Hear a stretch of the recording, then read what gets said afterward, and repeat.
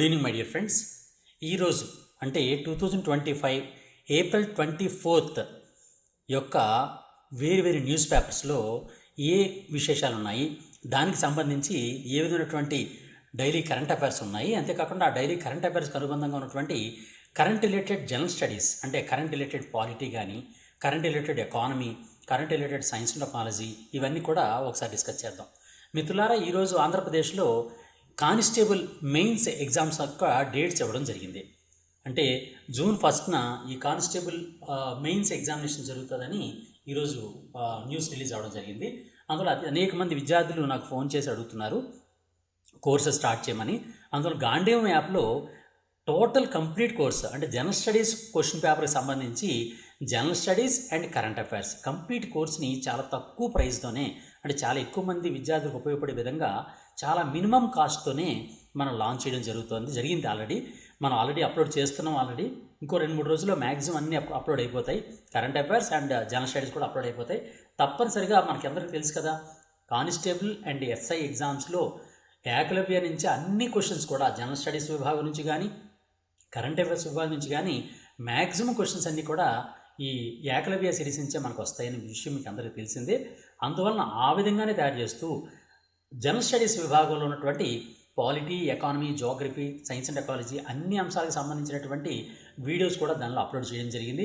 అంతేకాకుండా daily current affairs కూడా మీకు టోటల్ 6 months కరెంట్ అఫైర్స్ కూడా దానిలో నేను ప్రొవైడ్ చేస్తాను.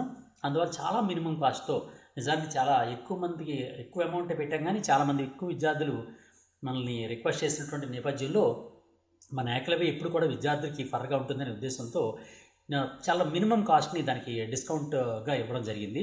అందులో దాన్ని మ్యాక్సిమం యూటిలైజ్ చేసుకోండి. ఒక 3 days పాటు దాన్ని తప్పనిసరిగా నేను ఈ వీడియో కోర్స్ అంతా కూడా డిస్కౌంట్ రేట్లో పెడతాను. తర్వాత మళ్ళీ కోర్సు ప్రైస్ మారుతూ ఉంటుంది. సరే, ఏదైనా కానీ మొత్తానికి ఏపీ డిఎస్సికి అండ్ ఏపీ కానిస్టేబుల్ మెయిన్స్కి సంబంధించినటువంటి కంప్లీట్ కోర్స్ వీడియో కోర్స్ అనేది మన గాంధీవం యాప్లో ఉంది. ఎవరైనా గాంధీవం యాప్ని డౌన్లోడ్ చేసుకోకపోతే ఇప్పుడే ప్లేస్టోర్లోకి వెళ్ళి GANDEEVAM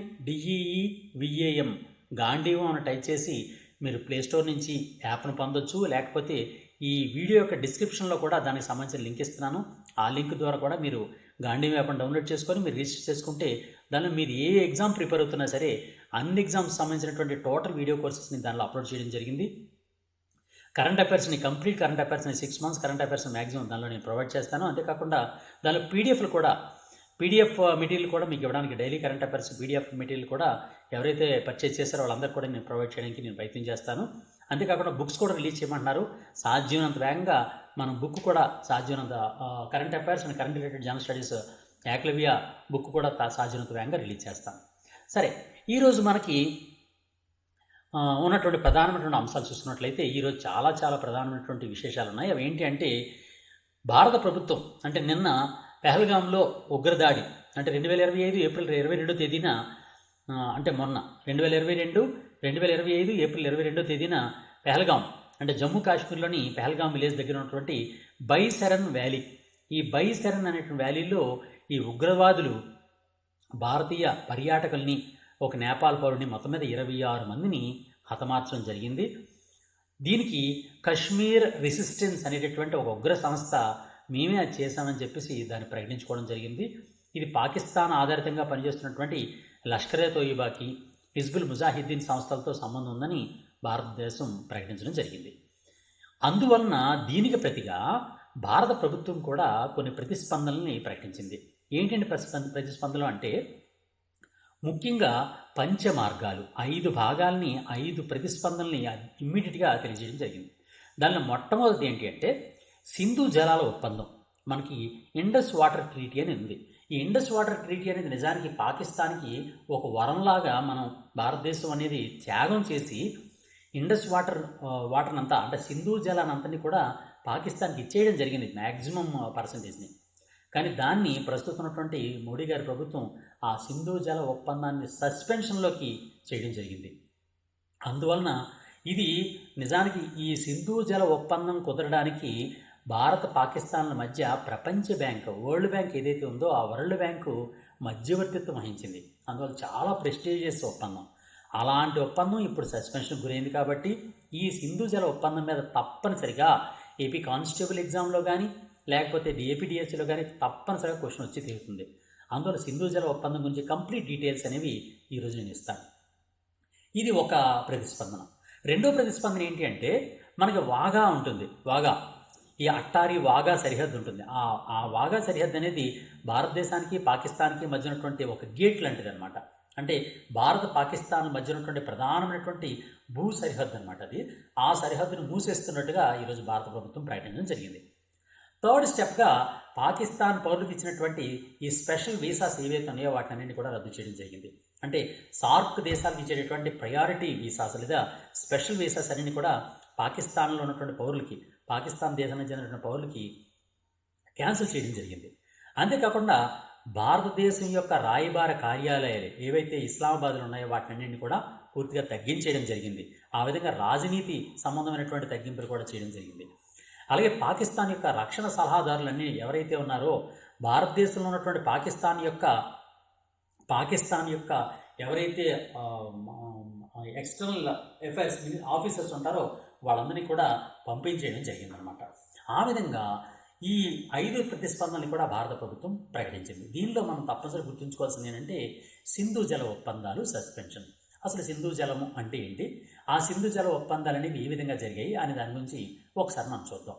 సింధు జల ఒప్పందం ఎప్పుడైతే రద్దు చేసుకున్నామో నిజానికి సింధు జలాలపైనే ఆధారపడుతూ ఈ సింధు జలాల మీద మాత్రమే పాకిస్తాన్ అనేది పూర్తిగా ఆధారపడుతుందన్నమాట. పాకిస్తాన్లో జరుగుతున్నటువంటి ఇంచుమించుగా 80% అగ్రికల్చర్, అంటే 80% వ్యవసాయం. అంతేకాకుండా ఈ 80% వ్యవసాయం ద్వారా ఇంచుమించుగా 25% ఆఫ్ జీడిపి, పాకిస్తాన్ యొక్క జీడిపి అనేది కేవలం సింధు జలాల మీద ఆధారపడుతూ ఉందన్నమాట. అందువల్ల ఇలాంటి సింధు జల ఒప్పందాన్ని ఎప్పుడైతే సస్పెండ్ చేశారో వెంటనే అది డెఫినెట్గా it is completely impacting the agriculture of the Pakistan యొక్క వ్యవసాయం మీద తీవ్రమైనటువంటి ప్రభావం కలిగిస్తూ ఉంటుంది. అంతేకాకుండా పాకిస్తాన్ యొక్క జీడిపిలో 25% ఆఫ్ జీడిపి మీద ఇది ప్రభావం చూపిస్తూ ఉంటుంది. అంతేకాకుండా పాకిస్తాన్లో ఉన్నటువంటి నీరు ఏదైతే తాగునీరు ఉందో ఆ తాగునీరు అంతటికీ కూడా కారణం సింధు జలాలే. అందువల్ల ఆ తాగునీటి కొరత ఏర్పడేటువంటి అవకాశం ఉంది. అంతేకాకుండా ఈ సింధు నది మీదే, అంటే ఇండస్ వాటర్ మీదే కంప్లీట్గా డిపెండ్ అవుతూ దాని మీద అనేకటువంటి విద్యుత్ ఉత్పత్తి కేంద్రాలు కూడా ఉన్నాయి. అలాంటి విద్యుత్ ఉత్పత్తి కేంద్రాలకు ఎప్పుడైతే వాటర్ తగ్గిపోయిందో తప్పనిసరిగా విద్యుత్ సరఫరా ప్రభావితం అయ్యే అవకాశం ఉంది. దాంతో పాకిస్తాన్లో అనేకమైనటువంటి సమస్యలు కూడా ఉత్పన్నమయ్యే అవకాశం ఉందన్నమాట. ఇంతవరకు మన పొరుగు దేశం అనేటటువంటి ఒకే ఒక సాఫ్ట్ కార్నర్తో భారతదేశం వాటన్నింటిని భరించింది. కానీ ఈ విధంగా సాధారణమైనటువంటి టూరిస్టుల మీద చేసినటువంటి దాడి కారణంగా మన భారత ప్రభుత్వం దాన్ని పూర్తిగా దానితో ఉన్నటువంటి సంబంధాలను తెంచుకోవాలని ఈరోజు నిశ్చయించుకోవడం జరిగిందనమాట. సరే, ఇప్పుడు మనం ఏం చేద్దామంటే అసలు భారత్ పాకిస్తాన్ల మధ్య ఉన్నటువంటి ఈ సింధు ఒప్పందంలో ఉన్నటువంటి ప్రధానమైనటువంటి ఒప్పందం ఏంటి అని చూద్దాం. ఇండస్ వాటర్ ట్రీటీ అంటారు దీన్నే. Indus water treaty. Indus river లేదా సింధు నది అంటారు. సింధు నది అనేది ఎక్కడ ఉందంటే మన జమ్మూ కాశ్మీర్ ప్రాంతం నుంచి ప్రయాణం చేస్తూ దానిలో ఉన్నటువంటి మొత్తం 6 ఉపనదులు ఉంటాయి. ఈ 6 నదులు కలిపి ఇండస్లో కలుస్తూ ఉంటాయి. మొత్తం 6 నదులు కలిపి ఇండస్ వాటర్ అంటే సింధు నది వ్యవస్థగా పేర్కొంటూ ఉంటారన్నమాట. ఆ సింధు నది వ్యవస్థలో ఉన్నటువంటి ప్రధానమైనటువంటి నదులు ఇవన్నమాట. ఇక్కడ చూడండి, మ్యాప్ మీకు కనిపిస్తుంది. భారతదేశం, పాకిస్తాన్ చూడండి, ఇది ఇండియా వైపు, అలాగే పాకిస్తాన్ వైపు. ఇక్కడ మనకి బార్డర్ కూడా మీకు క్లియర్గా మీకు కనిపిస్తుంది. ఈ విధంగా మన ఇండియా అండ్ పాకిస్తాన్ బార్డర్ అనేది ఈ విధంగా ఉంది. ఈ విధంగా ఉన్నప్పుడు జమ్మూ కాశ్మీర్ రీజియన్ చూసారు, ఇది జమ్మూ కాశ్మీర్ రీజియన్లో ఉన్నటువంటి చైనా ఏదైతే ఉందో టిబెట్, ఆ టిబెట్లో ప్రారంభమైనటువంటి ఇండస్ రివర్ ఏదైతే సింధు నది ఉందో ఆ సింధు నది ఈ విధంగా ప్రయాణం చేస్తూ ఉంటుందన్నమాట. ఇది మెయిన్ ఇండస్ రివర్, ఇది ప్రధానమైనటువంటి నది అనమాట. ఈ నదిలోనికి మొత్తం చూడండి జీలం నది అనేది ఒకటి ఉంది. ఈ జీలం నది కూడా మన జమ్మూ కాశ్మీర్లోనే ప్రారంభమవుతుంది. ఇది జీలం నది. అలాగే చీనాబ్ నది కూడా మన జమ్మూ కాశ్మీర్లోనే ప్రారంభమవుతుంది. అలాగే రావి నది కూడా మన జమ్మూ కాశ్మీర్లోనే ప్రారంభమవుతుంది. అలాగే బియాస్ నది కూడా మన జమ్మూ కాశ్మీర్లో ప్రారంభమవుతుంది. అలాగే సట్లెజ్ నది కూడా ఈ విధంగా మన టిబెట్లో ప్రారంభమై కంప్లీట్గా ఈ విధంగా జమ్మూ కాశ్మీర్ అండ్ హిమాచల్ ప్రదేశ్ ఈ విధంగా ప్రయాణం చేసి ఈ విధంగా చివరికి పాకిస్తాన్లో కలుస్తూ ఉంటుందన్నమాట. ఇవన్నింటినీ కలిపి ఈ మొత్తం వ్యవస్థ అంతటినీ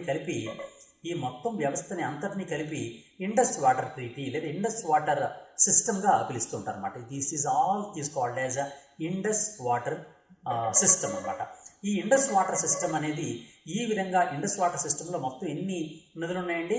there are 6 rivers are there in the Indus water total system. ఈ ఇండస్ వాటర్ సిస్టంలో మొత్తం 6 నదులు ఉన్నాయన్నమాట.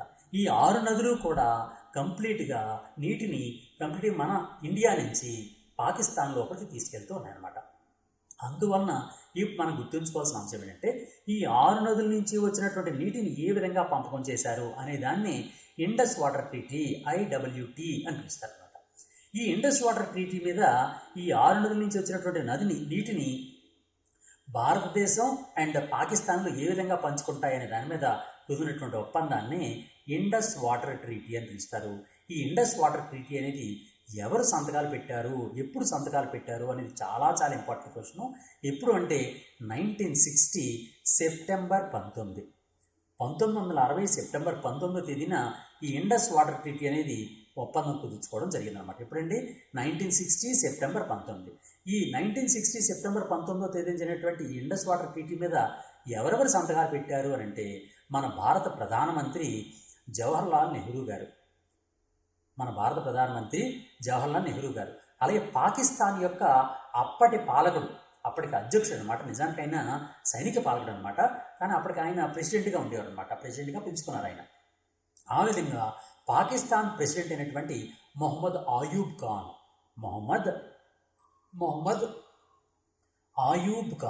ఈ ఆయూబ్ ఖాన్ వీళ్ళిద్దరూ కూడా సంతకాలు పెట్టడం జరిగిందన్నమాట. చూడండి, ఇండస్ వాటర్ ట్రీటీ అనేది 1960 సెప్టెంబర్ 19 ప్రారంభమైంది.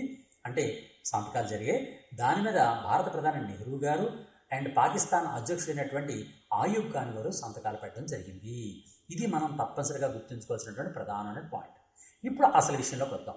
ఇప్పుడు ఇందులో ఉన్నటువంటి నదులు ఎలా పంచుకున్నారు? ఇప్పుడు నదులు మీరు చూడండి, నదుల్లో మనకి సాధారణంగా ఈ మన చైనా వైపు అంతా కూడా మనకి ఈస్ట్ అనమాట. ఇది ఈస్ట్, ఇది పాకిస్తాన్ వైపు వెస్ట్, అంతే కదండి. అలాగే ఇటువైపు పైన మనకి నార్త్ ఉంటుంది, కింద వైపు సౌత్ ఉంటుంది. ఇప్పుడు ఈ విధంగా వెస్ట్ రివర్స్ ఏవైతే వెనకాతలకు ఉన్నాయో, ఇప్పుడు చూడండి మొత్తం ఇండస్ వాటర్ సిస్టంలో ఈ వెనకాతలు ఉన్నటువంటి పడమర వైపు ఉన్నటువంటి నదులు చూసారా? పడమర వైపు నదులు మొత్తం నదులు 6 కాబట్టి పడమర వైపు ఉన్నటువంటి మొత్తం 6 నదులు కదండి. దీనిలో పడమర వైపు ఉన్నటువంటి 3 నదులు పాకిస్తాన్కి ఇవ్వడం జరిగింది. అండ్ తూర్పు వైపు ఉన్నటువంటి 3 నదులను ఇండియాకి ఇవ్వడం జరిగిందన్నమాట. ఓకేనండి. పడమర, పశ్చిమ ప్రాంతం, వెస్ట్, ఈస్ట్, 3 పశ్చిమ నదులన్నీ కూడా పాకిస్తాన్కి ఇవ్వడం జరిగింది. తూర్పు నదులు 3 కూడా భారత్కి ఇవ్వడం జరిగిందన్నమాట. అంటే తూర్పు ఉన్నటువంటి 3 నదుల యొక్క నీటిని కూడా భారతదేశానికి ఇవ్వడం జరిగింది. ఇందుకు పశ్చిమంలో ఉన్నటువంటి ఆ 3 నదులు ఏంటి అంటే, ఒకటి ఇండస్ అంటే సింధు నది ఒకటి, నెక్స్ట్ రెండోది జీలం నది, మూడోది చీనాబ్ నది. ఈ విధంగా సింధు నది, జీలం నది అండ్ చీనాబ్ నది, ఈ 3 కూడా సింధు, జీలం, చీనాబ్, ఈ 3 నదులకి కూడా 3 నదులకు సంబంధించినటువంటి నీటిని కూడా పాకిస్తాన్కి దారాదత్తం చేయడం జరిగింది. భారతదేశానికి ఏంటంటే వచ్చాయి, భారతదేశానికి తూర్పున ఉన్నటువంటి 3 నదులు వచ్చాయి. తూర్పున 3 నదులు ఏంటంటే రావి నది. ఈ రావి నది ఒకటి రావి నది, 2 బియాస్ నది, 3వది సట్లెజ్ నది. ఈ 3 నదులు కూడా ఇండియాకి ఇవ్వడం జరిగింది. ఇక్కడ చూడండి, మ్యాప్ పాయింట్లో చూడండి మీరు, సింధు ఇది ఇండస్ వాటర్, ఇది సింధు, ఇది కదండి, ఇది సింధు, ఇది పాకిస్తాన్కి సంబంధించిన నది.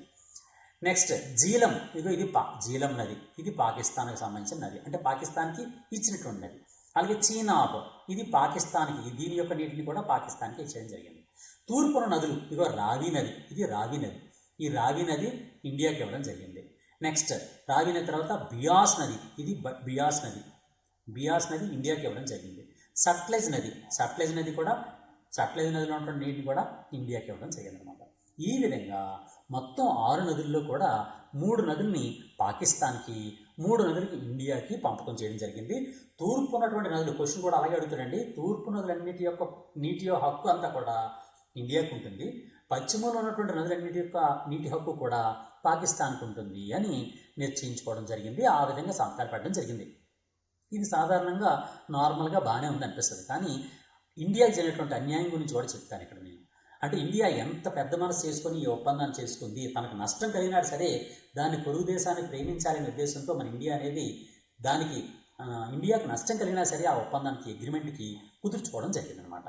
ఇక్కడ విషయం ఏంటంటే పశ్చిమ నదుల మీద ఉన్నటువంటి పశ్చిమ నదుల్లో ఏవైతే ఉన్నాయో వాటి మీద పాకిస్తాన్కి పూర్తి హక్కు ఉంటుంది, ఇండియాకి మాత్రం తూర్పు నదులు మాత్రమే ఉంటుంది. అయితే పశ్చిమ నదులు అయినటువంటి పాకిస్తాన్కి సంబంధించిన నదుల మీద కొన్ని విషయాల్లో ఇండియాకి హక్కులు ఉంటాయి. ఎలాంటి హక్కులు అంటే వ్యవసాయానికి కొద్దిపాటి నీటిని ఉపయోగించుకోవచ్చు, అంతేకాకుండా స్టోరేజ్ కొద్దిగా స్టోరేజ్ చేసుకునే అవకాశం ఉంటుంది, అంతేకాకుండా పారిశ్రామిక అవసరాలకు కూడా పరిమితంగా తక్కువ క్వాంటిటీలో ఉపయోగించుకునే అవకాశం ఉంటుందన్నమాట. అయితే ఈ విధమైనటువంటి ఒప్పందం చేసుకోవడం జరిగింది. అయితే ఇక్కడ ఎప్పుడైనా సరే ఈ ఒప్పందం మీద వివాదం ఏర్పడితే, ఈ 2 దేశాలకి వివాదం ఏర్పడితే పరిష్కరించడానికి ప్రత్యేకంగా ఇండస్ కమిషన్ ఏర్పాటు చేయడం జరిగింది. ఒక కమిషన్, ఈ ఇండస్ నది మీద కాబట్టి ఇండస్ అని ప్లస్ సింధు నదిని ఇండస్ రివర్ అని పిలుస్తారనమాట. అందుకని దాని ఇండస్ రివర్ ఉన్నది కాబట్టి మనకి ఇండియా అని పేరు వచ్చిందన్నది కొంతమంది చెప్తూ ఉంటారు. కాకపోతే ఇండస్ రివర్ అనేది పూర్తిగా పాకిస్తాన్కి మనం ఇచ్చేయడం జరిగింది. మన పేరు మీద ఉన్నటువంటి ఇండస్ రివర్ని మనం ఇచ్చేయడం జరిగింది. అయితే ఆ ఇండస్ రివర్ సిస్టమ్ మీద ఉన్నటువంటి ఏవైనా వివాదాలు ఏర్పడితే ఆ వివాదాలను పరిష్కరించడానికి ప్రత్యేకంగా ఇండస్ కమిషన్ని కూడా ఏర్పాటు చేయడం జరిగింది. దీనిలో 2 దేశాలకు చెందినటువంటి ఒక్కొక్క నిపుణుడు ఎవరైతే ఎక్స్పర్ట్స్ ఉంటారో ఆ ఎక్స్పర్ట్స్ ఉంటారు. ఇది ప్రతి ఏడాది కూడా కనీసం ఒక్కసారి సమావేశం అవుతూ దాన్ని చర్చిస్తూ ఉంటుంది. ఈ ఇండస్ కమిషన్లో కానీ అది పరిష్కారం కాకపోతే ఒక మధ్యవర్తి ఉంటారు, ఒక న్యూట్రల్ ఎక్స్పర్ట్ ఉంటారు. ఆ న్యూట్రల్ ఎక్స్పర్ట్ ఎవరు ఉంటారు? ప్రపంచ బ్యాంక్ ఉంటుందన్నమాట. అంటే ఈ అగ్రిమెంట్ కుదరడానికి ప్రధానమైనటువంటి పాత్ర ఎవరు పోషించారంటే ప్రపంచ బ్యాంకే పోషించారన్నమాట. వరల్డ్ బ్యాంక్ అంటారు. ఆ వరల్డ్ బ్యాంకే అంటే వరల్డ్ బ్యాంకే పోషించడం జరిగింది. అందువలన ఈ ఒప్పందంలో ఎవరికి ఏ సమస్య వచ్చినా దాని న్యూట్రల్ ఎక్స్పర్ట్ అయినటువంటి ప్రపంచ బ్యాంక్ అనేది ఈ సమస్యని పరిష్కరించడానికి చేస్తూ ఉంటుంది. అప్పటికీ పరిష్కారం అవ్వకపోతే అంతర్జాతీయ కోర్ట్ ఆఫ్ ఆర్బిట్రేషన్ అన్నాడు, ఇంటర్నేషనల్ కోర్ట్ ఆఫ్ ఆర్బిట్రేషన్. ఇలా తీవ్రమైన వివాదాలు వస్తే అంతర్జాతీయ న్యాయస్థానానికి వెళ్ళి అక్కడ కూడా పరిష్కరించుకునే అవకాశం అనేది ఇవ్వడం జరిగింది ఈ ఒప్పందంలో అనమాట. ఈ విధంగా ఒప్పందాలు చేసుకోవడం జరిగింది. అయితే మనం ఏవైనా సరే మన పాకిస్తాన్కి వెళ్ళిపోయినటువంటి పశ్చిమ నదులు ఉన్నాయి కదండి, సింధు నది, జీలం నది, చీనాబ్ నది ఉన్నాయి కదండి. ఈ నదుల మీద వాటి యొక్క నీటికి ఎటువంటి ఇబ్బంది కలగకుండా కేవలం ఒక హైడ్రో ఎలక్ట్రిక్ ప్రాజెక్టులు నిర్మించుకునేటువంటి హక్కు మాత్రం మనకు ఉందన్నమాట. అంటే నీటిని మాత్రం మరి కిందకు వదిలేయాలి, కానీ హైడ్రో ఎలక్ట్రిక్ పవర్ ప్రాజెక్టులు మాత్రం ఏర్పాటు చేసుకోవచ్చు. అలా ఏర్పాటు చేసుకుంటుంటే మనం 2005లో చీనాబ్ నది మీద ఏదైతే పాకిస్తాన్కి నీరు వెళ్ళిపోయిందో ఆ చీనాబ్ నది మీద ఒక హైడ్రో ఎలక్ట్రిక్ ప్రాజెక్ట్ని కట్టడం జరిగింది. దాని పేరు చెప్పారంటే భగులార్ డ్యామ్ ప్రాజెక్టు. ఆ భగులార్ డ్యామ్ ప్రాజెక్టు మీద పాకిస్తాన్ అనేది అడ్డగించడం జరిగింది. నిజానికి ఏంటంటే ఇండస్ వాటర్ రివర్ సిస్టంలోనే ఆ ఒప్పందాలు ఉన్నాయి. మన ఇండియాకి నిర్మించుకునే హక్కు ఉంది. హక్కు ఉన్నప్పటికీ కూడా పాకిస్తాన్ అనేది దాన్ని ఆపివేయడం జరిగింది 2005లో. అలాగే ఇంకో కిషన్ గంగా ప్రాజెక్ట్ అని అవుతుంది, Kishan Ganga hydro electric project. ఈ కిషన్ గంగా ప్రాజెక్ట్ అనేది జీలం నది యొక్క ఉపనది అనమాట. జీలం నది ఉపనది అయినటువంటి ఈ కిషన్ గంగా అనేటటువంటి ఒక చిన్న రివర్, ఆ చిన్న రివర్ మీద మనం హైడ్రో ఎలక్ట్రిక్ ప్రాజెక్ట్ కడితే దాన్ని కూడా పాకిస్తాన్ అనేది అభ్యంతరం తెలియజేయడం జరిగింది. ఇలా ఇండస్ వాటర్ సిస్టంలో, ఇండస్ వాటర్ ట్రీటీలో ఎవరైతే అగ్రిమెంట్లో ఉన్నటువంటి ఒప్పందాల్లో ఉన్నటువంటి భాగాల్ని కూడా మన ఇండియా అనేది ఎట్టి పరిస్థితుల్లో వినియోగించుకోకుండా ఈ పాకిస్తాన్ అనేది ఎప్పటికప్పుడు అడ్డుతూ వస్తుంది. అయినప్పటికీ కూడా మన ఇండియా అనేది పెద్ద మనసు పెట్టుకొని చేసుకొని దాన్ని యాక్సెప్ట్ చేస్తూనే మెయింటైన్ చేస్తూ వస్తుంది. ఇప్పుడు ఇలాంటి పరిస్థితుల్లో ఇప్పుడు మన ఇబ్బంది పడుతూ కూడా ఈ ఒప్పందాన్ని చేసుకున్నప్పటికీ కూడా ఆ పాకిస్తాన్ అనేది ఎప్పటికీ కూడా ఉగ్రవాదాన్ని మన మీద పెంచి పోషిస్తోంది. కాబట్టి ప్రస్తుతం జరిగినటువంటి ఈ ఉగ్రదాడి, జమ్మూ కాశ్మీర్లో జరిగినటువంటి ఉగ్రదాడి కారణంగా ఈ ఇండస్ వాటర్ ట్రీటీని క్యాన్సిల్ చేసుకోవడం జరిగిందనమాట. అయితే క్యాన్సిల్ చేసుకుంటే ఎటువంటి నష్టం కలుగుతుంది పాకిస్తాన్కి అంటే, పాకిస్తాన్కి అనేది ఎలాంటి నష్టం కలుగుతుంటే చాలా తీవ్రమైనటువంటి నష్టం కలుగుతుంటుంది. ఎలా తీవ్రమైన నష్టం కలుగుతుందంటే ఇంచుమించుగా 80% ఆఫ్ వ్యవసాయ అగ్రికల్చర్ అనేది కంప్లీట్గా ఈ ప్రాజెక్టుల మీదే ఆధారపడుతూ పాకిస్తాన్ ఉంటుందన్నమాట. 80% వరకు కూడా పూర్తిగా దీని మీదే, ఈ ఇండస్ వాటర్ సిస్టమ్ మీదే ఆధారపడుతుంటుంది. మరి ఎక్కడా కూడా అంత పవర్ఫుల్, ఇంత మంచి పవర్ఫుల్ ఒప్పందం అనేది, అంటే ఇండియా లాస్ అవుతూ అలాంటి ఒప్పందం అనేది ఏ దేశం కుదుర్చుకోలేదు ఇప్పటిదాకా. కేవలం ఇండియా మాత్రమే మంచి హృదయంతో కుదుర్చుకోవడం జరిగింది. అయితే ఇక్కడ మీ ఇంకో విషయం కూడా చెప్తాను. మన ఇండియాకి జరిగినటువంటి మరొక అన్యాయాన్ని కూడా మీకు వివరిస్తాను. అదేంటి అంటే, తూర్పు నదులు ఉన్నాయి కదండి, ఈస్ట్ ఫ్లోయింగ్ రివర్స్. ఈ ఈస్ట్ ఫ్లోయింగ్ రివర్స్, ఏవైతే ఈస్ట్ ఫ్లోయింగ్ రివర్స్ ఉన్నాయో ఆ ఈస్ట్ ఫ్లోయింగ్ రివర్స్లో రావి నది, బియాస్ నది, సట్లెజ్ నది మనకు వచ్చాయి. ఈ రావి నది, సట్లెజ్ నది, బియాస్ నది అన్నింటిలో కలిపి మనకిచ్చినటువంటి మొత్తం 33 MAFs, అంటే మిలియన్ యాక్టర్ ఫుట్స్ అంటే మిలియన్ ఎకరాల అడుగులు అని పిలుస్తారు. దాన్ని కొలతలు అనమాట, ఆ విధంగా కొలుస్తుంటారు. మిలియన్ ఎకరాల అడుగుల పరిమాణం ఉన్నటువంటి 33 MAFల యొక్క పరిమాణాన్ని మన ఇండియాకి కేటాయిస్తే ప్రస్తుతం మనం కేవలం దీనిలో 16% మాత్రమే వినియోగించుకుంటున్నాం. కేవలం 16%, దీనిలో ఉన్నటువంటి 16% మాత్రమే వినియోగించుకుంటున్నాం. ఈ విధంగా చాలా తక్కువ వినియోగించుకుంటున్నాం. అంతేకాకుండా నిజానికి ఏంటంటే, ఈ ఏవైతే వెస్ట్ ఫ్లోయింగ్ రివర్స్ ఉన్నాయో, అంటే పాకిస్తాన్లోకి వెళ్తున్నటువంటి, పాకిస్తాన్కి ఉన్నటువంటి నదులు వెళ్తున్నాయో, వాళ్ళకి ఇండస్ నది, జీలం నది, చీనాబ్ నది, ఈ 3 నదులు కలిపి ఎంత కేటాయించారంటే, మనకు 33 MAF కేటాయించారు, కానీ వాళ్ళకి ఎంత కేటాయించారు తెలుసా అండి? 174 MAF కేటాయించారు. చూడండి ఎంత అన్యాయం జరిగిందో మనకి. నిజానికి మన ఇండియాలో ఆరిజిన్ అయినటువంటి, ఇండియాలో పుట్టినటువంటి నదులు పాకిస్తాన్కి వెళ్తున్నాయి.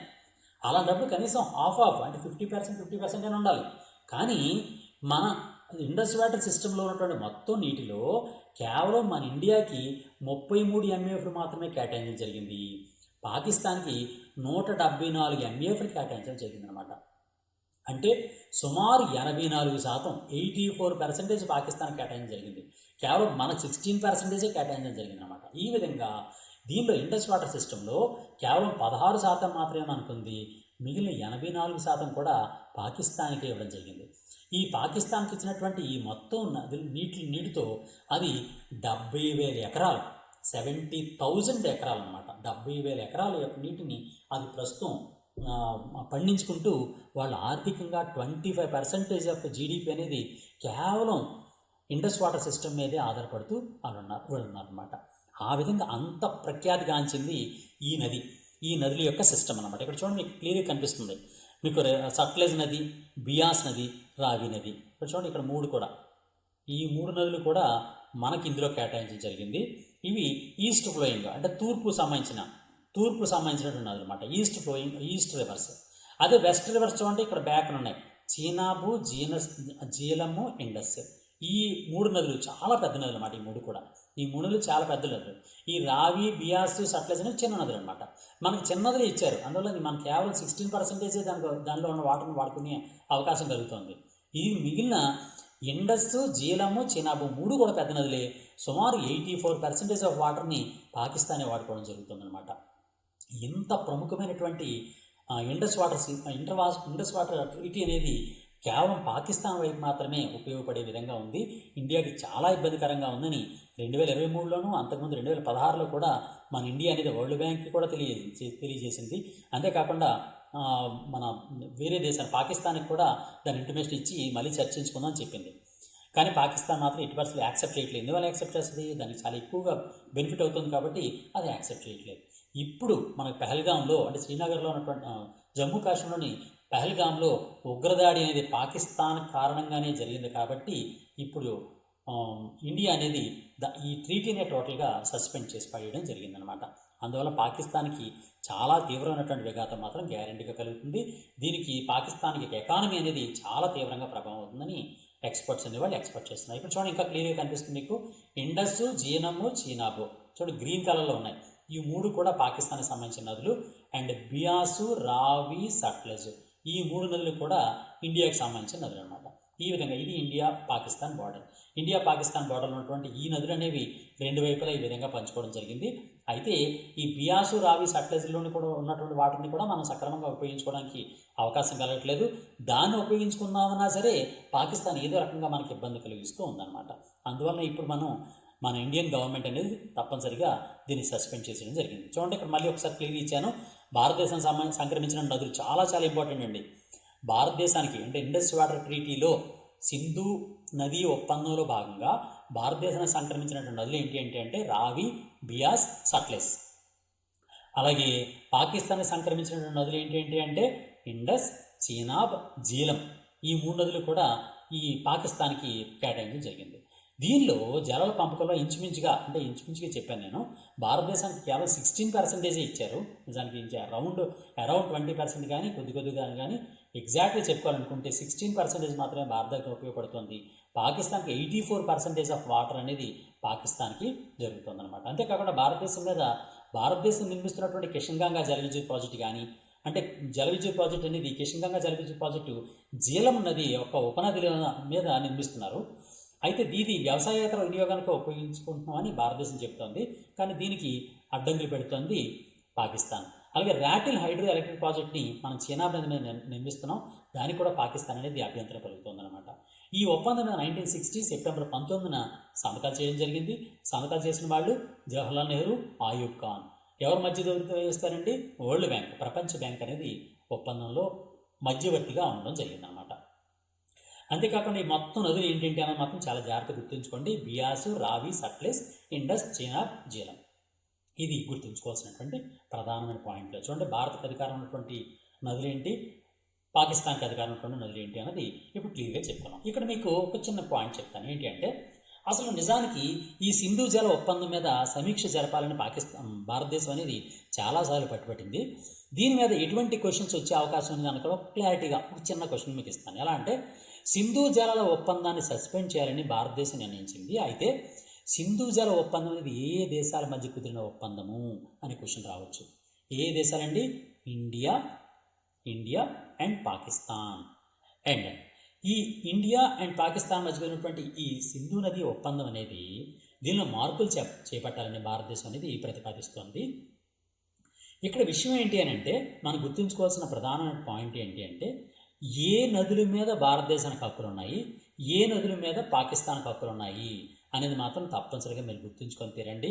అంతేకాకుండా సింధు నది ఒప్పందం అంటే ఇండస్ వాటర్ ట్రీటీ మీద ఎప్పుడు చేశారు? 1960 సెప్టెంబర్ 19 చేశారు.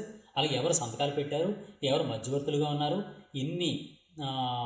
ఏ నదులు ఉన్నాయి అన్నది క్లియర్గా మీరు ఒకసారి జాగ్రత్తగా చూసుకుంటే సరిపోతుంది అన్నమాట. సరే, ఇది ఇండస్ వాటర్ ట్రీటీ గురించి మనం తప్పనిసరిగా గుర్తుంచుకోవాల్సినటువంటి ప్రధాన పాయింట్. నెక్స్ట్, ఈరోజు జాతీయ పంచాయతీరాజ్ దినోత్సవం. ఈ పంచాయతీరాజ్ దినోత్సవం గురించి తప్పనిసరిగా క్వశ్చన్లు వస్తున్నాయండి ఈ మధ్యకాలంలో. తప్పనిసరిగా ప్రతి ఎగ్జామ్లో కూడా మీరు చూసినటువంటి ఏ ఎగ్జామ్ అయినా సరే, ఏపీడిఎస్సి కావచ్చు, లేదా కానిస్టేబుల్ కావచ్చు, మరి ఏదైనా ఎగ్జామ్ కావచ్చు, తప్పనిసరిగా పంచాయతీరాజ్ సిస్టమ్ గురించి తప్పనిసరిగా క్వశ్చన్లు వస్తున్నాయి. అందువలన నేషనల్ పంచాయతీరాజ్ దినోత్సవం 2025 మీద కూడా క్వశ్చన్లు వచ్చేది తీరుతాయి అన్నమాట. జాతీయ పంచాయతీరాజ్ దినోత్సవం ఎప్పుడు చేస్తారు అనే క్వశ్చన్ వస్తుంది. అది ఏప్రిల్ 24 అంటే ఈరోజే ఏప్రిల్ 24 నాడు జాతీయ పంచాయతీరాజ్ దినోత్సవం అనేది జరుగుతూ ఉంటుందన్నమాట. ఏ సందర్భాన్ని స్మరించుకుంటూ జాతీయ పంచాయతీరాజ్ దినోత్సవం చేస్తారు ఏప్రిల్ 24న అనేది కూడా క్వశ్చన్ వచ్చే అవకాశం ఉంది. అది ఎందుకంటే పంచాయతీరాజ్ చట్టం, మన ఇండియాలో పంచాయతీరాజ్ చట్టం చేయడం జరిగింది పార్లమెంట్. ఈ పంచాయతీరాజ్ చట్టం ఎప్పుడైతే అమల్లోకి వచ్చిందో, చూడండి, పార్లమెంటు అమల్లోకి తెచ్చినటువంటి ఈ చట్టం అమల్లోకి వచ్చినటువంటి రోజు కాబట్టి ఆ రోజుకు గుర్తుగా ప్రతి సంవత్సరం ఏప్రిల్ 24వ తేదీన జాతీయ పంచాయతీరాజ్ దినోత్సవాన్ని నిర్వహిస్తూ ఉంటారు. అయితే పంచాయతీరాజ్ చట్టం ఎప్పుడు అమల్లోకి వచ్చింది అనే క్వశ్చన్ కూడా మనం గుర్తుంచుకోవాలి.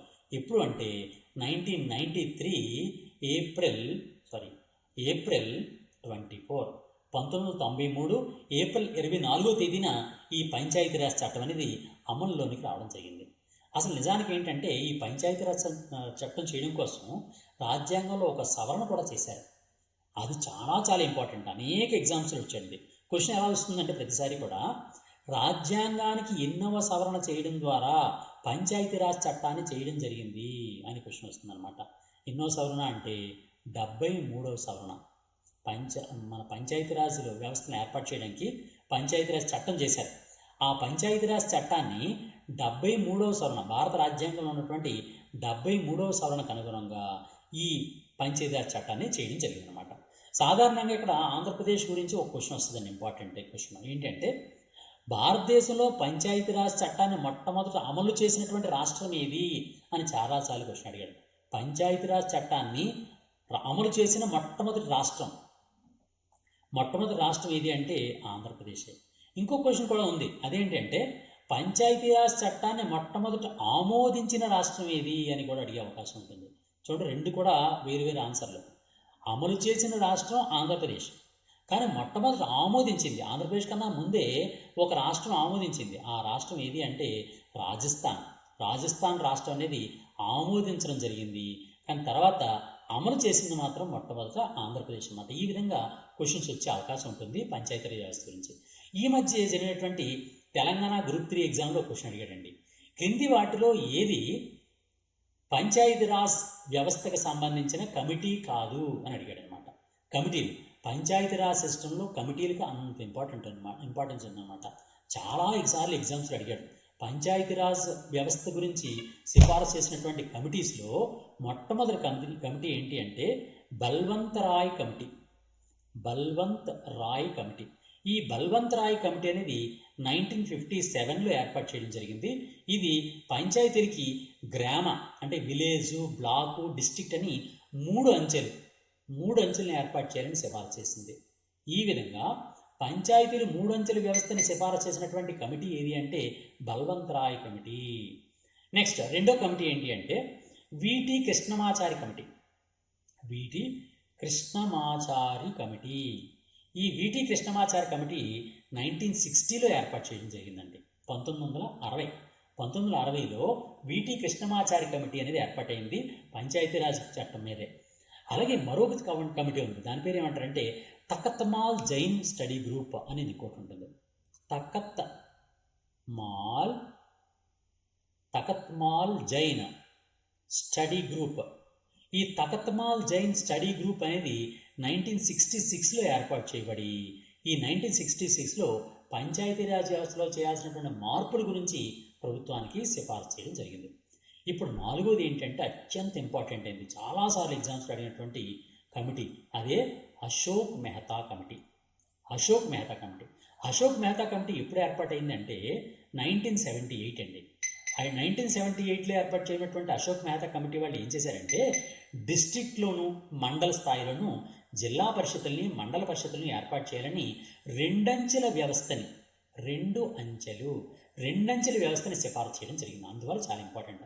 బల్వంత్ రాయ్ కమిటీ అనేది 3 అంచెల వ్యవస్థని సిఫారసు చేసింది. అశోక్ మెహతా కమిటీ మాత్రం 2 అంచెల వ్యవస్థని సిఫారసు చేయడం జరిగింది.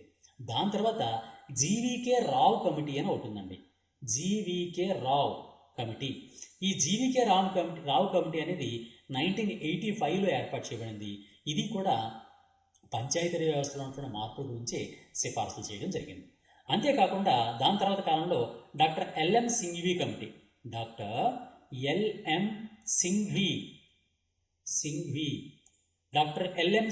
కమిటీ అనే దాన్ని ఏర్పాటు చేయడం జరిగింది 1986లో. ఇది కూడా ఆ విధంగానే సిఫారసులు చేయడం జరిగింది. డిఫరెంట్ టైప్స్ ఆఫ్ సిఫారసులు అనేవి చేయడం జరిగింది. దాని తర్వాత వచ్చినటువంటి మరొక కమిటీ ఏంటి అంటే పీకే తొంగ్లాన్ కమిటీ.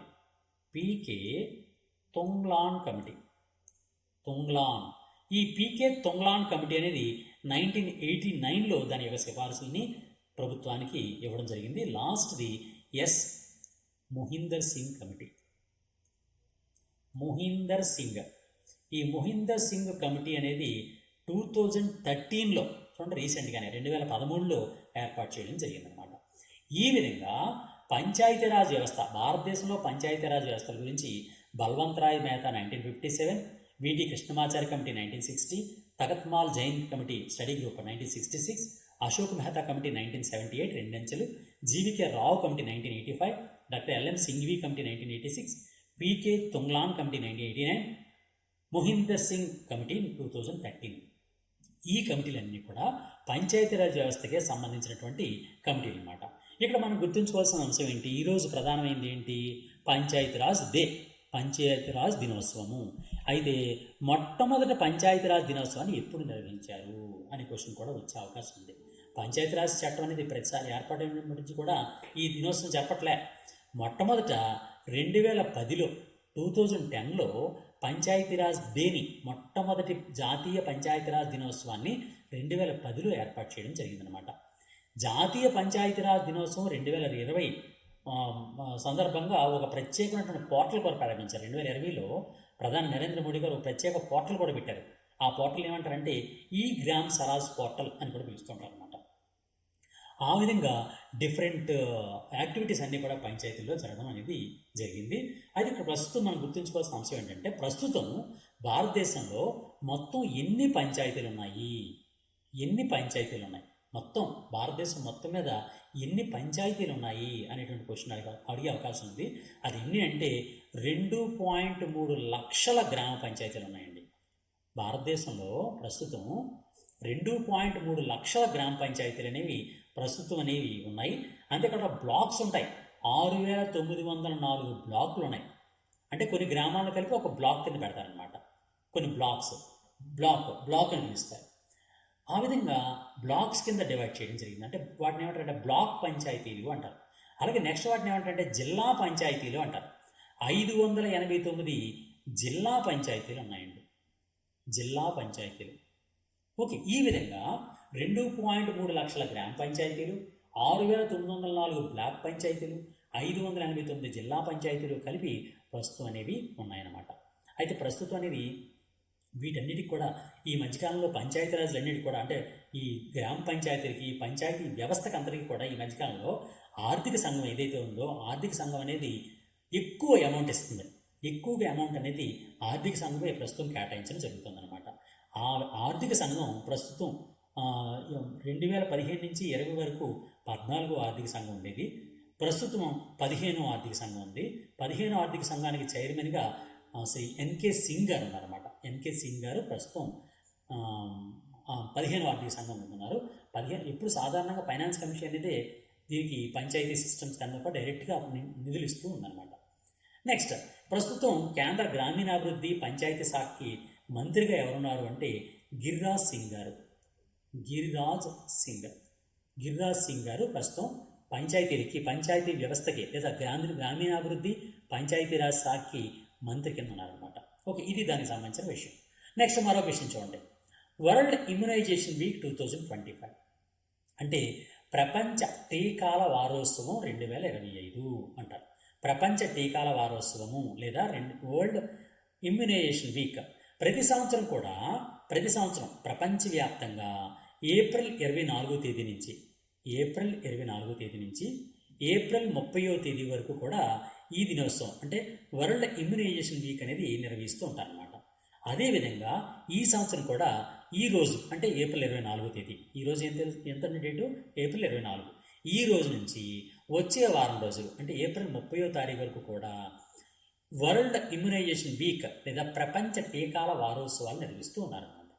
అయితే దీనికి ప్రత్యేకంగా ఒక థీమ్ని కూడా పెట్టడం జరిగింది. 2025లో జరుగుతున్నటువంటి వరల్డ్ ఇమ్యునైజేషన్ వీక్కి ఒక థీమ్ కూడా పెట్టడం జరిగింది. ఆ థీమ్ ప్రతి సంవత్సరం థీమ్ ఉంటుంది.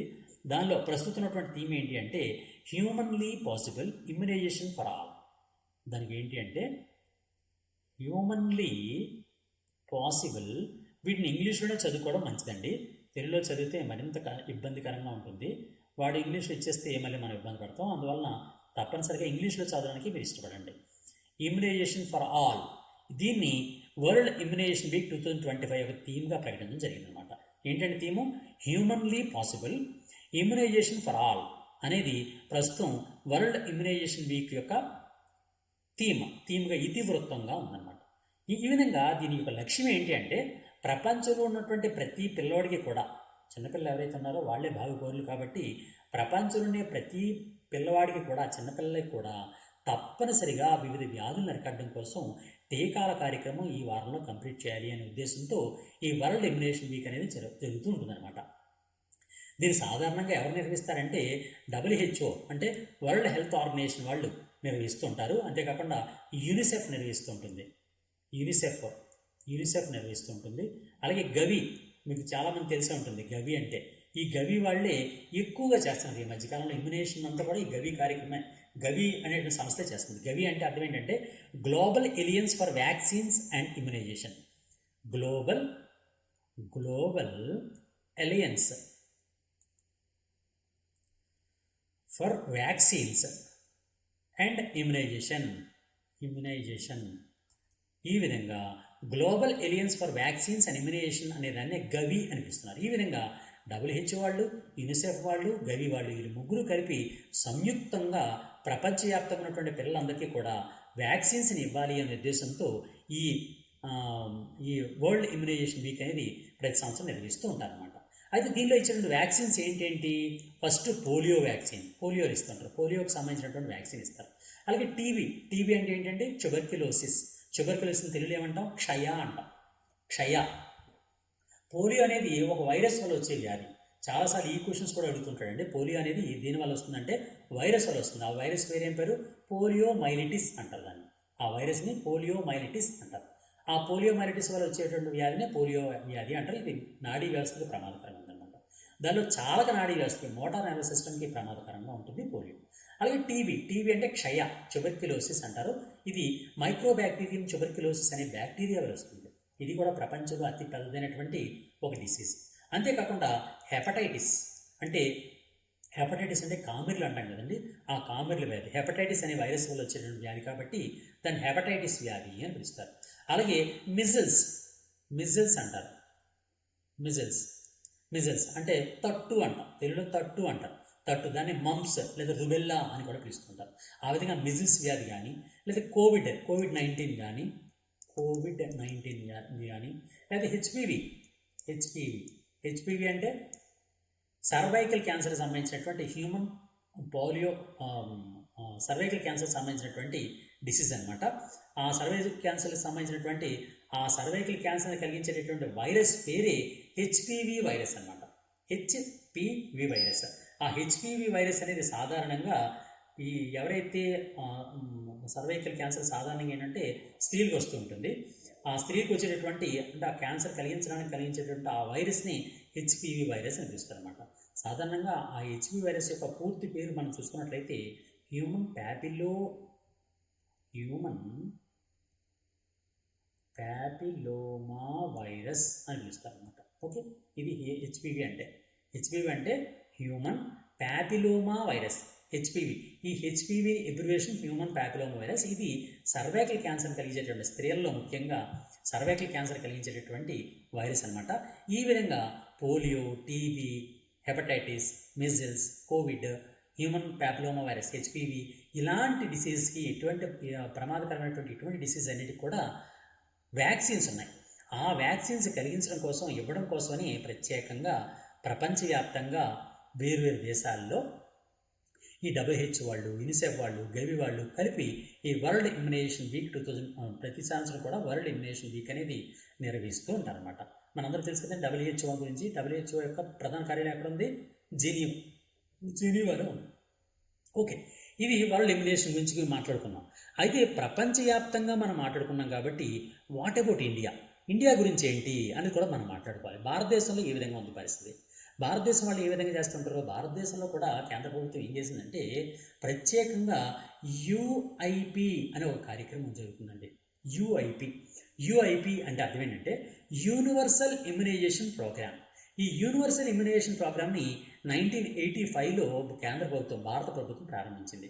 దీని ద్వారా ఏంటంటే పిల్లలకి, గర్భిణీ స్త్రీకి అవసరమైనటువంటి టీకాల్ని ఫ్రీగా ఇవ్వడం కోసం, ఉచితంగానే ఇవ్వడం కోసమని ఈ కార్యక్రమాన్ని చేపట్టడం జరిగింది. ఇచ్చేటటువంటి ఈ కార్యక్రమంలో అంటే ఈ టీకాల కార్యక్రమంలో యూనివర్సల్ ఇమ్యునైజేషన్ ప్రోగ్రాంలో కొన్ని ప్రధానమైనటువంటి వ్యాధులకి సంబంధించినటువంటి టీకాలు ఇవ్వడం జరుగుతుందన్నమాట. ఆ టీకాల్లో ముఖ్యమైనది ఏంటంటే ఒక్కొక్క టీకా గురించి నీకు చెప్తాను. ఆ టీకాలు ఏంటంటే ఒకటి BCG టీకా అంటారు, బ్యాసిల్లస్ కురింజైన్, నేను కన్ఫ్యూజ్ అయ్యాను, BCG. ఆ BCG అనేటటువంటి ఒక వ్యాక్సిన్ ఇస్తారు. ఆ BCG వ్యాక్సిన్ని టీబీ ఏదైతే ఉంటుందో ఆ టీబీకి సంబంధించినటువంటి వ్యాధుల్ని అరికట్టడం కోసం, టీబీ ఉంది కదండి, ఆ టీబీ రాకుండా సాధారణంగా ఈ BCG వ్యాక్సిన్ని ఇస్తూ ఉంటారు అనమాట. ఆ BCG వ్యాక్సిన్ ఎప్పుడైతే ఇచ్చారో, మీకు ఆల్రెడీ చెప్పాను కదండి, టీబీ అనేది అర్థం ఏంటి? టీబీ అంటే ట్యూబర్క్యులోసిస్. ట్యూబర్క్యులోసిస్ అనే దాన్ని సాధారణంగా మైక్రోబ్యాక్టీరియం ట్యూబర్క్యులోసిస్ అనేటటువంటి ఒక బ్యాక్టీరియా కలిగిస్తూ ఉంటుంది. ఈ బ్యాక్టీరియా ఏం చేస్తుంది, మన లంగ్స్ లోపలికి వెళ్ళి ఆ లంగ్స్ లోపల అనేకమైనటువంటి రంధ్రాలు పెడుతూ ఆ రంధ్రాల ద్వారా మనకి ప్రమాదం కలిగిస్తూ ఉంటుంది అనమాట. అటువంటి ప్రమాదం కలగకుండా ఉండడం కోసమని ముందుగానే యాంటీబాడీస్ని మన బాడీలో ప్రొడ్యూస్ చేయడం కోసమని ఈ బీసీజీ అనేటటువంటి ఇంజెక్షన్ని అంటే వ్యాక్సిన్ని వేస్తూ ఉంటారనమాట. బీసీజీ అనేటువంటి వ్యాక్సిన్ని వేస్తూ ఉంటాం. ఆ బీసీజీ వ్యాక్సిన్ ఎప్పుడైతే వేసామో ఆటోమేటిక్గా మనకు కావాల్సినటువంటి ఆ యాంటీబాడీస్ ఏవైతే ఉన్నాయో ఆ యాంటీబాడీస్ మనలో ప్రొడ్యూస్ అయిపోతూ ఉంటాయి అన్నమాట. సాధారణంగా ఈ బీసీజీ అనేది బ్యాసిల్లస్ కాల్మెట్టే గొరైనా అని పిలుస్తారు. బీసీజీ పూర్తి పేరు ఇదండి. బీసీజీ పూర్తి పేరు ఏం పేరు? బ్యాసిల్లస్ కాల్మెట్టే గొరైనా. బ్యాసిల్లస్ కాల్మెట్టే గొరైనా అనేటువంటి పేరుతో ఉన్నటువంటి బీసీజీ వ్యాక్సిన్ అంట. సాధారణంగా బీసీజీ అనేస్తుంటారు, కానీ బీసీజీ వ్యాక్సిన్ యొక్క పూర్తి పేరు ఏంటంటే బీసీజీ అంటే బ్యాసిల్లస్ కాల్మెట్టే గొరైనా.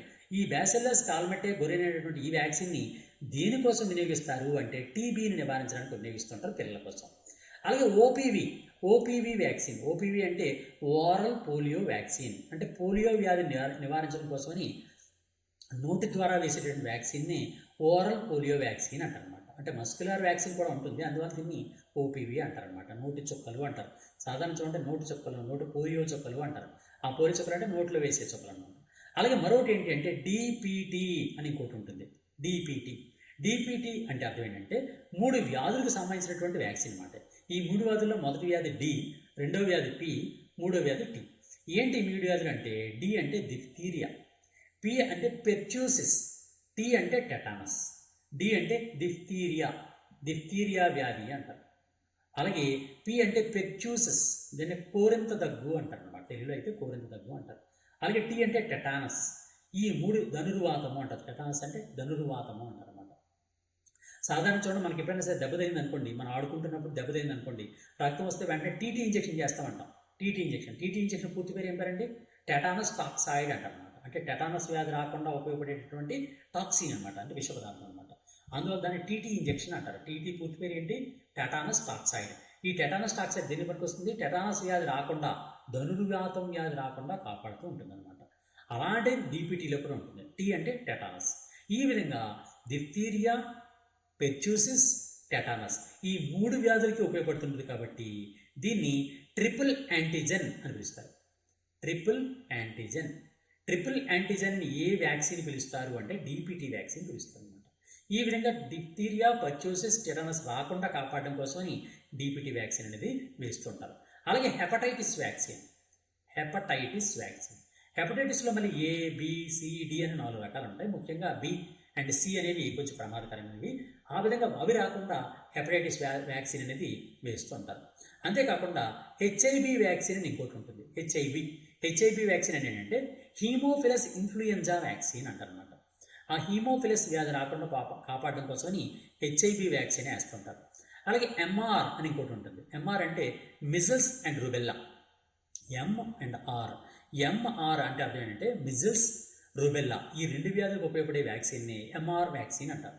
అలాగే మరొకటి రోటా వైరస్ అనేటటువంటి ఒక వైరస్కి సంబంధించినటువంటి ఆ వ్యాక్సిన్ కూడా వేస్తుంటారు. అలాగే మరొక వ్యాక్సిన్ ఏంటంటే పీసీవీ వ్యాక్సిన్ అంటారు. పీసీవీ అంటే న్యూమోకోకల్ వ్యాక్సిన్ అనమాట. న్యూమోకోకల్ వ్యాక్సిన్, పీ సైలెంట్ అనమాట ఇక్కడ. ఈ విధంగా న్యూమోకోకల్ వ్యాక్సిన్ అంటే ఎటువంటి న్యూమోనియా రాకుండా, న్యూమోనియా అంటే చూడండి ఆయాసం వస్తూ ఉంటుంది, అటువంటి పిల్లలకు ఆయాసం రాకుండా, న్యూమోనియా రాకుండా ఉపయోగపడేదే న్యూమోకోకల్ వ్యాక్సిన్ అనమాట. దాన్ని పీసీవీ వ్యాక్సిన్ అంటారు. అలాగే జపనీస్ ఎన్సెఫలైటిస్, ఈ జేఈ అంటారు. జేఈ లేదా జపనీస్ ఎన్సెఫలైటిస్ అనే వ్యాధి ఉంటుంది.